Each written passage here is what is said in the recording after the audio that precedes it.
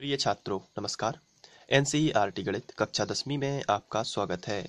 आज हम लोग प्रश्नावली 14.1 का प्रश्न क्रमांक 3 हल करेंगे। तो आइए सबसे पहले प्रश्न पढ़ लेते हैं। इसमें दिया गया है, निम्नलिखित वितरण बंटन एक मोहल्ले के बच्चों के दैनिक जीव खर्च को दर्शाता है। माध्य जीव खर्च 18 रुपये है। रिक्त बारंबारता f का मान ज्ञात कीजिए। तो यहाँ पर हमें माध्य जो है वो पहले से दिया गया है जो कि 18 है, और नीचे एक हमें टेबल दी गई है और बताया गया है कि दैनिक जीव खर्च खर्च जो है वो 11 से 13। बच्चों की संख्या कितनी है? 7। तो 11 रुपये से 13 रुपये तक 7 बच्चों को मिलते हैं और 13 रुपये से 15 रुपये 6 बच्चों को मिलते हैं। तो इस तरीके से ये दैनिक जीव भत्ता जो है वो यहाँ पे लिखा गया है और बच्चों की संख्या नीचे लिखी गई है और इस f का मान हमें ज्ञात करना है। जबकि हमें माध्य जो है 18 रुपये दिया गया है। तो सबसे पहले हम इस टेबल को, ये बनी है क्षैतिज, हम इसको बना लेते हैं ऊर्ध्वाधर यानी ऊपर से नीचे की ओर। ये बनी है क्षैतिज, तो हम इसको कैसा बनाएंगे? ऊपर से नीचे की ओर यानी कि ऊर्ध्वाधर आंसर में। तो चलिए सबसे पहले हम यही करते हैं। तो मैंने इस तरीके की एक टेबल खींच ली है और इसमें मैंने 5 खंड बनाए हैं। तो आप समझ गए होंगे 5 खंड या 5 जो है स्तंभ किस में बनते हैं। ये होती है कल्पित माध्य विधि, जो कि हमने इसके पहले वाला क्वेश्चन किया था, उसमें भी कल्पित माध्य विधि का इस्तेमाल किया था। तो सबसे पहले क्वेश्चन में लिखा है, आप अपनी किताब सामने रख सकते हैं, और उसमें जो सबसे पहले लिखा है, हमें जो क्षैतिज लाइन दी गई थी उसमें जो लिखा है उसको हम यहाँ पे ऊर्ध्वाधर में लिखेंगे। जैसे सबसे पहले लिखा है दैनिक जेब भत्ता, तो हमने लिख लिया दैनिक जेब भत्ता। उसके बाद यहाँ पे लिखा है बच्चों की संख्या, आप देख सकते हैं अपनी किताब में। तो वहीं से हम लोग ये सब लिख रहे हैं। तो बच्चों की संख्या लिख लेते हैं। तो ये हमने लिख लिया। अब दैनिक जीव भत्ता जो हमें दिया गया है वो हम लिख लेते हैं। जैसे हमें दिया गया है, आप अपनी किताब में जरा देख सकते हैं, क्योंकि यहाँ पे सभी चीज़ें डिस्प्ले नहीं हो सकती, तो हम यहाँ पे केवल बुक की हेल्प ले लेंगे। 11 से 13 ये दिया गया है दैनिक जीव भत्ता। उसके बाद दिया गया है 13 से 15, तो ये भी हमने लिख लिया 13 से 15। फिर दिया गया है 15 से 17, तो यहाँ पे हम लिखेंगे 15 से 17। फिर लिखा है 17 से 19, तो ये भी लिख लिया। इसके बाद 19 से 21, इसको भी लिख लेते हैं। फिर लिखा है 21 से 23, इसको लिख लिया। और फिर 23 से यहाँ पे 25 तक गया है, 25 लिख लेते हैं। अब बच्चों की जो संख्या है उसको भी यहाँ पे हम लोग नोट कर लेते हैं। बच्चों की संख्या दी गई है 7, 6, 9, तो हमने यहाँ पे लिखा 7, 6, 9, 13 F 5 4, 13 F 5, और ये आखिरी में आ जाएगा 4।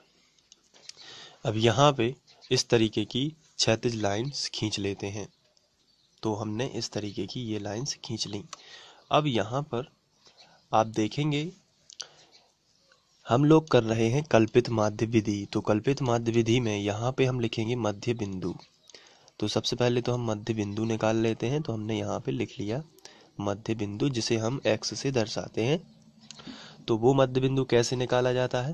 तो ये जो वर्ग अंतराल हमें दिया गया है, इन दोनों को जोड़कर बटे 2 करते हैं। जैसे 11 + 13 किया, यहाँ पे देखिए, यहाँ पे 11 + 13 इन दोनों को जोड़ दिया और बटे कितना? 2। तो 11 और 13 जोड़ेंगे तो ये आएगा इस तरीके से 24 और बटे 2। तो ये आएगा 24 बटे 2, और जिसको हम कैंसिल करेंगे तो 12 आएगा। यानी कि यहाँ पे एक बात ध्यान देने वाली है कि इनका मध्य बिंदु आ रहा है 12, यानी कि 11 जो है इसमें कितना ऐड हो रहा है? एक ही ऐड हो रहा है, एक ही चीज़ जुड़ रही है। तो यहाँ पे हम लिखेंगे 12। तो फिर जब 11 में 1 जुड़ा तब उसका मध्य बिंदु बना, तो 13 में 1 जुड़ेगा तो इसका मध्य बिंदु होगा, यानी 13 में 1 ऐड किया जाएगा तो ये 14 हो जाएगा। इसमें भी ऐड कर दीजिए 16, 15 में 1 जोड़ दिया 16, 17 में भी 1 जोड़ दिया तो कितना हो गया? 18, 19 में भी 1 जोड़ दिया तो हो गया 20, और यहाँ पे 21 में 1 जोड़ दिया तो हो गया 22, और 23 में भी 1 जोड़ दिया तो हो गया 24। ये इस तरीके से हमें मध्य बिंदु निकाल लेना होता है। आपको बार बार कैलकुलेशन नहीं करनी है, आप डायरेक्ट से एग्जाम में समय को बचा सकते हैं। इन दोनों को जोड़ के 2 का भाग किया सबसे पहले, और जो मध्य बिंदु आया, फिर इस पैटर्न को समझना कि 11 में 1 जोड़ने से 12 आता है, तो 13 में भी 1 जोड़ दीजिए, 15 में भी 1, और इस तरीके से इसको सॉल्व करना है। इसके बाद हम इस जो माध्य हमने निकाले हुए हैं, आप देख सकते हैं, ये जो जितने भी मध्य बिंदु निकाले हैं ना, इन सभी मध्य बिंदुओं में से कोई भी एक a के बराबर मान लीजिए और कल्पना कीजिए कि वो माध्य है। तो कल्पित माध्य हम ले लेते हैं। देखिए यहाँ पर 1 2 3 ऊपर ले लेते हैं और 3 नीचे, यानी कि हम लगभग 18 जो है इसको माध्य ले लेते हैं। बीचों बीच हम माध्य लेंगे तो जल्दी आंसर आएगा। तो 18 जो है इसको हम a मान लेते हैं और यही मान लेते हैं कि ये कल्पित माध्य है 18। तो फिर इसके बाद निकाला जाता है u का मान। तो u का जो फॉर्मूला होता है वो होता है x माइनस a बटे h।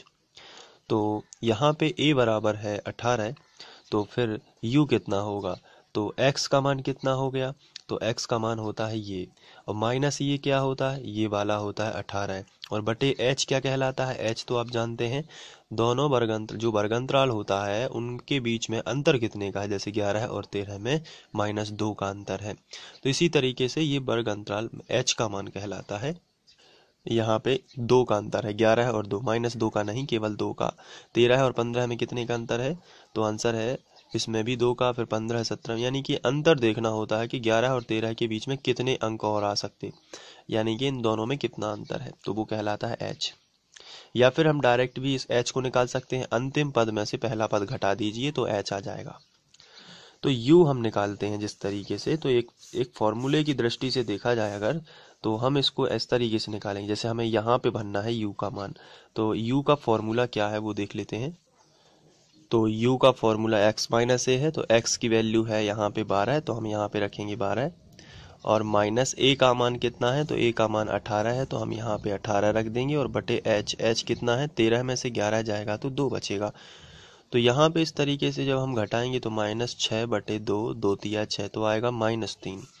फिर इसको हर बार सॉल्व करना पड़ेगा, फिर ये इसको करिए, फिर इसको करिए, यहाँ पे लिखिए, इसको करके यहाँ पे, तो ये सब में टाइम लग जाता है। इसलिए मैंने आपको एक छोटी सी ट्रिक बताई है, इसकी जरिए आपको बिना सॉल्व करे यहाँ के जो खाने हैं वो भर जाएंगे। देखिए कैसे, 18 बराबर a है, जहाँ पर a तुमने माना है वहाँ पे रखो 0, ये रख दिया 0। इसके बाद आगे ऊपर जाओगे तो यहाँ माइनस में लिख देना है सभी अंक, 0 के बाद -1, -2 और -3 तो हम लोगों ने सॉल्व ही कर लिया है, तो वो तो इतना ही आएगा। इसको सॉल्व करोगे तो भी इतना आएगा, और इस वाले को सॉल्व करोगे इस वाले फॉर्मूले से तो इतना आएगा।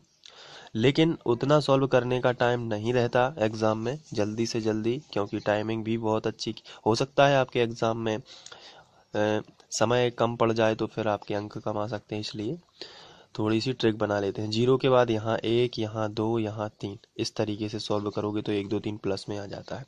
तो जब भी आप कल्पित माध्य विधि का इस्तेमाल करते हैं, क्या निकालने के लिए, माध्य निकालने के लिए, तो ऐसी स्थिति में हमें जो कल्पित माध्य होता है उसके सामने 0 लेना है, और उसके ऊपर -1, -2, -3 लेते जाना है, और नीचे +1, +2, +3 ले लेना है।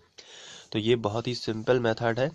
और इसके बाद ये जो सेकंड नंबर पे होता है इसे हम बोलते हैं बारंबारता, इसे फ्रीक्वेंसी। हमेशा आप इसको याद रखिए, चाहे बुक में लिखा हो अन्यथा ना लिखा हो, आपको यहाँ पर f ही लेना है। तो ये बारंबारता कहलाती है, सेकंड नंबर का जो खाना है यहाँ पे।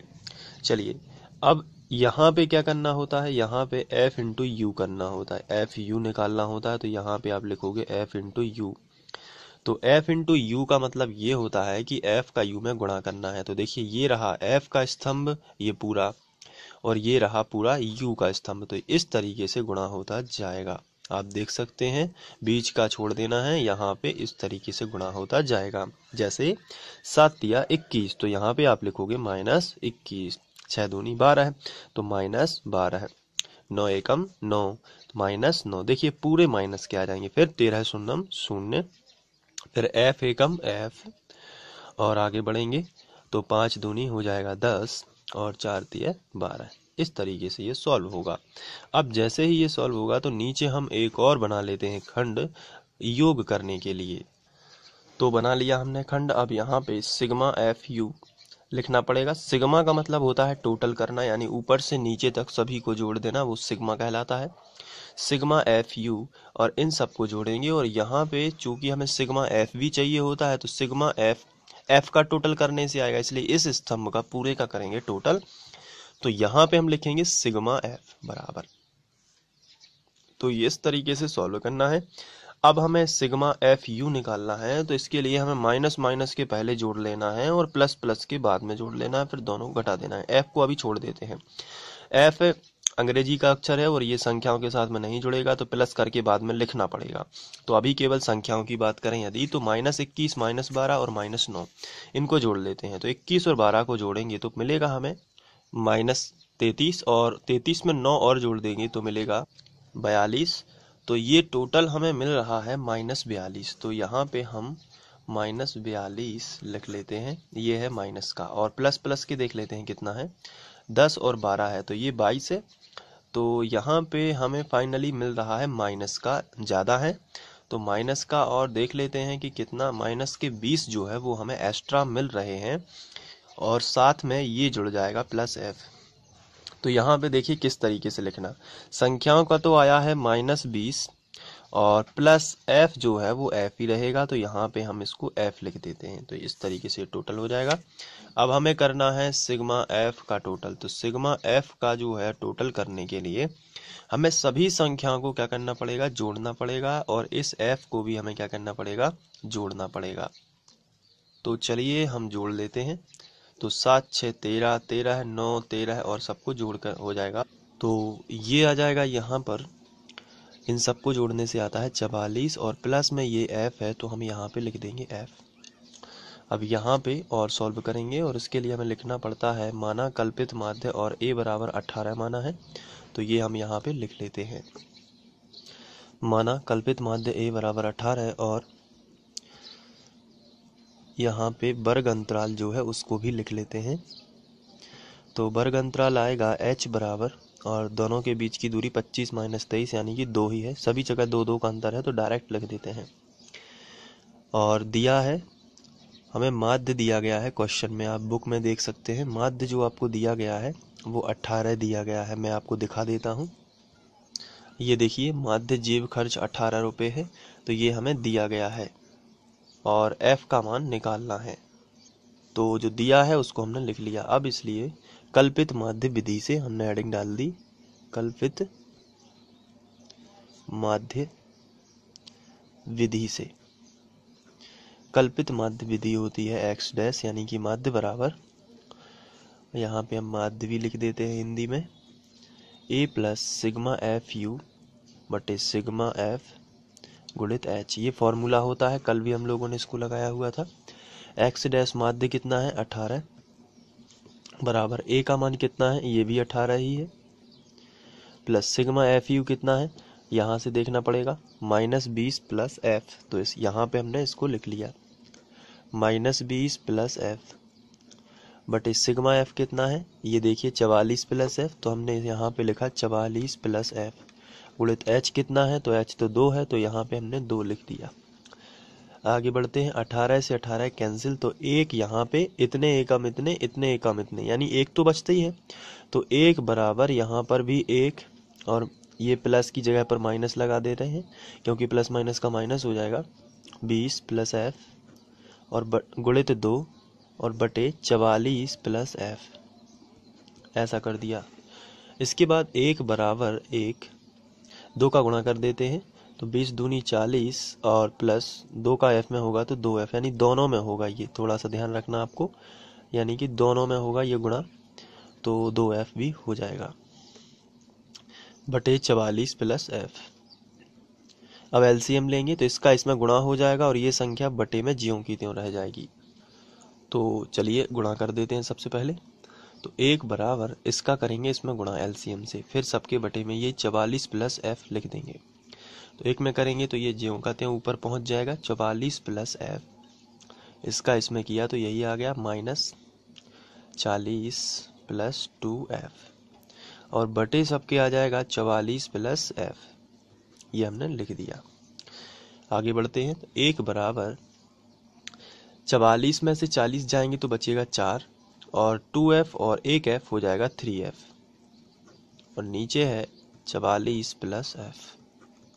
3 गुणा कर लेते हैं, इसके बटे कुछ भी नहीं, एक करके इसका गुणा इसमें, इसका गुणा इसमें, तो 44 प्लस f बराबर 4 प्लस 3f। इस तरीके से कर दिया।